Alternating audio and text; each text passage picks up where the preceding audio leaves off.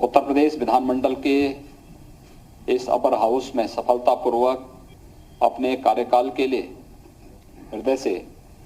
बधाई देता हूं, उनके प्रति अपनी शुभकामनाएं व्यक्त करता हूं, उनके स्वस्थ,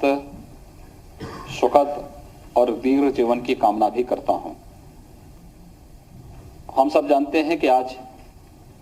देश के सबसे बड़े राज्य का जो सबसे बड़ा विधानमंडल है वो उत्तर प्रदेश का है। उत्तर प्रदेश का ये विधान भवन वास्तव में मूल रूप से इसकी डिजाइन विधान परिषद के लिए ही की गई थी। जब जनवरी 1887 में प्रदेश में विधान परिषद के गठन की कार्रवाई प्रारंभ हुई तो उस समय कोई स्थायी भवन विधान परिषद के पास नहीं था। बैठकें अलग अलग क्षेत्रों में हुआ करती थी, कभी प्रयागराज में, कभी बरेली में, कभी आगरा में, कभी कहीं लखनऊ में। लेकिन जब गवर्नमेंट ऑफ इंडिया एक्ट के अंतर्गत विधान परिषद के गठन की कार्रवाई को स्थायी रूप से आगे बढ़ाने का कार्य प्रारंभ हुआ तो उस समय उत्तर प्रदेश का विधान भवन का निर्माण हुआ और 1928 में विधान भवन जो बनकर के तैयार हुआ उसमें पहली बैठक, जिसमें आज विधानसभा चल रही है, इस विधान भवन में पहली बैठक विधान परिषद की ही संपन्न हुई थी। 1935 में यह भवन विधानसभा के लिए उपलब्ध कराया गया और विधान परिषद की सदस्य संख्या भी कम थी और उनका कार्यकाल भी 2 साल का था, बहुत छोटा था। तो उन्होंने एक समिति की कक्ष में अपनी पहली बैठक की और 1937 में वर्तमान जो विधान परिषद का सभागार है यह विधान परिषद को प्राप्त हुआ। यह सौभाग्य है कि इस विधान परिषद के सभागार का सुंदरीकरण का कार्य यह माननीय सभापति श्री रमेश यादव जी के मार्गदर्शन में अभी हाल ही में विधान परिषद सचिवालय की ओर से संपन्न किया गया और ये अपने आप में एक भव्य विधायिका के कार्य का एक सदन के रूप में आज स्थापित होता हुआ दिखाई दे रहा है। हर एक के जीवन के कुछ लक्ष्य होते हैं और वह व्यक्ति अपने एक सुनिश्चित लक्ष्यों के साथ कार्य करता है। ऐसे ही लोकतंत्र का आधार हमारी विधायिका है। एक सशक्त और समर्थ विधायिका लोकतंत्र की जड़ों को उतना ही शक्तिशाली भी बनाती है। विधायिका के शक्तिशाली होने और उसे समर्थ बनाने की सबसे बड़ी भूमिका वहां पर आने वाले माननीय सदस्यों के द्वारा संवाद को माध्यम बना करके अपनी बातों को सहजता के साथ, सरलता के साथ कितने प्रभावी ढंग से हम अपनी बात को वहां पे रखते हैं, इस पे निर्भर करता है। अगर हमें लोकतंत्र की गरिमा की रक्षा करनी है तो हमें विधायिका की गरिमा की रक्षा करनी पड़ेगी और इस अपर हाउस ने सदैव विधायिका के लिए एक सुनिश्चित मापदंड तय किए। यही कारण था उत्तर प्रदेश विधान परिषद में पंडित मदन मोहन मालवीय, पंडित गोविंद बल्लभ पंत, सर तेज बहादुर सप्रो,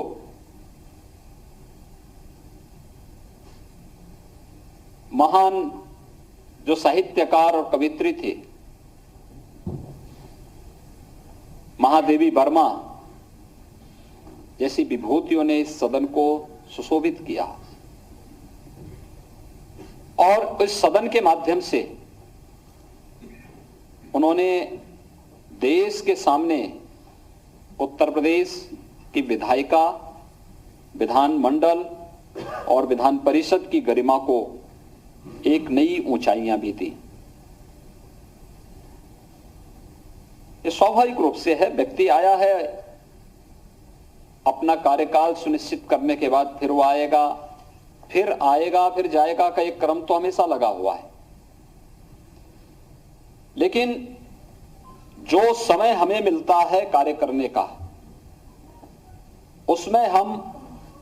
अपने पदीय दायित्वों का निर्वहन किस ईमानदारी के साथ, किस निष्ठा के साथ कर रहे हैं, उसका मैसेज समाज के बीच में क्या है, इस पर निर्भर करता है।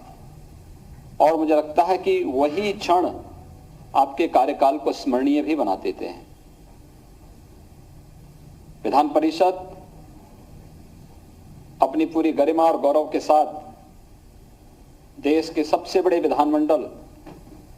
के कार्यक्रम को आगे बढ़ाने का कार्य कर रहा है और मुझे विश्वास है कि हमारे विधान परिषद की ये प्रक्रिया विधायिका को मजबूती से आगे बढ़ाने में निरंतर अपना योगदान देती रहेगी। आज के इस अवसर पर मैं माननीय सभापति महोदय, जो अपनी सहजता, अपनी सरलता और सहृदयता के कारण जिन्होंने इस अपर हाउस की गरिमा को सम विषम परिस्थितियों में बनाए रखने में योगदान दिया, आज उनका जो कार्यकाल था उस कार्यकाल की निवृत्ति, जो पदावधि की निवृत्ति है, वह नजदीक है। आज उनके सम्मान के लिए समारोह यहां पर हुआ है। मैं इस अवसर पर उनका हृदय से अभिनंदन करता हूं, उनके स्वस्थ दीर्घ जीवन की कामना भी करता हूं। साथ ही साथ हमारे जो माननीय सदस्यगण हैं, इसमें जिन्हें 6 मई 2020 को जिनका कार्यकाल संपन्न हो गया था, श्रीमती कांति सिंह जी,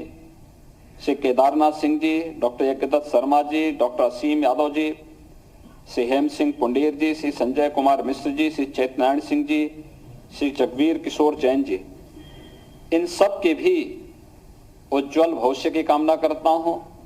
स्वस्थ और दीर्घ जीवन की कामना करता हूं। इन सब ने विधायिका को मजबूत बनाने में अपना योगदान दिया, विधान परिषद की चर्चा परिचर्चा में भाग लिया और जनहित से जुड़े हुए, प्रदेश के हित से जुड़े हुए मुद्दों को प्रखरता के साथ सदन के मंचों पर रख करके एक नई दिशा इस सदन के माध्यम से समाज को देने का कार्य भी किया है। मैं इन सब का भी हृदय से अभिनंदन करता हूं, इन सब के प्रति अपनी शुभकामनाएं देता हूं। 30 जनवरी को जिन माननीय सदस्यों का पदावधि के अवसान के उपरांत निवृत्ति का कार्यक्रम संपन्न होना है, इसमें मुख्य रूप से श्री आशु मलिक जी हैं, श्री रामजतन राजभर जी हैं, चौधरी वीरेंद्र सिंह जी हैं, श्री साहिब सिंह सैनी जी हैं, श्री धर्मवीर सिंह अशोक जी हैं, श्री प्रदीप कुमार जाटो जी हैं। मैं इन सब सदस्यों के सदन में किए गए योगदान के लिए सराहना करता हूं, इन सब का भी हृदय से अभिनंदन करता हूं और इनके सुखद और एक स्वस्थ जीवन की कामना करते हुए इन सब के लिए भी मैं अपनी बधाई और शुभकामनाएं देता हूं। हम जब अपने सभी माननीय सदस्यों का अभिनंदन का कार्यक्रम संपन्न कर रहे हैं, हमारे परिषद के वरिष्ठतम सदस्य रहे, आयु में भी और अनुभव में भी, श्री ओम प्रकाश शर्मा जी का अभी दुखद निधन हुआ है। वे आज हमारे बीच में नहीं है, लेकिन शिक्षा जगत की समस्याओं को उठाने और विधायिका के मंच का उपयोग शिक्षा जगत से जुड़ी हुई समस्या के समाधान के लिए कैसे किया जा सकता है, यह उन्होंने बखूबी 48 वर्षों तक इस कार्य को संपन्न किया। यानी लगभग आधी सदी उन्होंने इस सदन के साथ जुड़ करके यहां पर बिताई। आज वे हमारे बीच में नहीं है। मैं दिवंगत आत्मा की शांति की कामना करता हूं। ईश्वर से दिवंगत आत्मा को सद्गति देने की भी प्रार्थना करता हूं। मैं एक बार फिर से आज के इस समारोह के अवसर पर विधान परिषद सचिवालय को हृदय से धन्यवाद देता हूं, जिन्होंने इस कार्यक्रम को आज यहां पर पूरी गरिमा के साथ यहां पर इस कार्यक्रम को आयोजन किया है और इस कार्यक्रम के माध्यम से अपने सभी वरिष्ठ सहयोगियों को या जिन्होंने विधानमंडल के अपर हाउस से जुड़े थे अपने कार्यकाल को अपने अनुभव से और अपनी सहजता, सरलता और अपने जीवन के लंबे अनुभव से लाभान्वित किया है, उन सभी का हृदय से एक बार फिर से अभिनंदन करता हूं, उनके सुखद और स्वस्थ जीवन की कामना करता हूं और खासतौर पर माननीय सभापति के रूप में श्री रमेश यादव जी का जो सानिध्य विधान परिषद को प्राप्त हुआ, इसके लिए भी उनका हृदय से अभिनंदन करते हुए उनके स्वस्थ और दीर्घ जीवन की कामना करता हूं। धन्यवाद। जय हिंद।